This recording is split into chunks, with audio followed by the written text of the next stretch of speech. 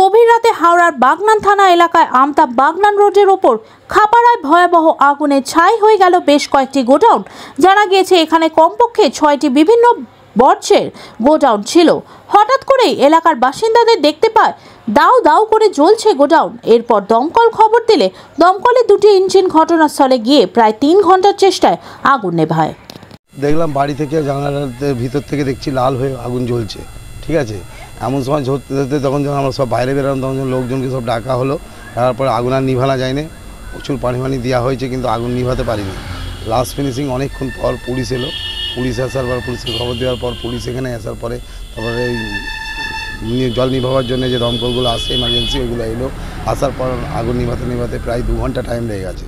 ঠিক আছে, অনেক যা কিছু মাল ছিল সমস্ত মাল জ্বলে গেছে এখানে আমার বাড়ির পাশেই। তো আগুন যখন দিল তারপরে একের পর এক দোকান প্রথমে লেগেছে, এখান থেকে লেগে লাগার পরে প্রতিটা দোকান ধরেছে। কতগুলো দোকান ক্ষতি হয়েছে? প্রায় 4-5টা দোকান আছে এখানে। বাড়িতে ক্ষতি হয়েছে? বাড়ির কেন ক্ষতি বলতে যে বাড়ির সঙ্গে জয়েন্ট ছিল সেই বাড়িগুলোর ক্ষতি হয়েছে। আপনার নাম? আমার নাম শেখ সুরজ।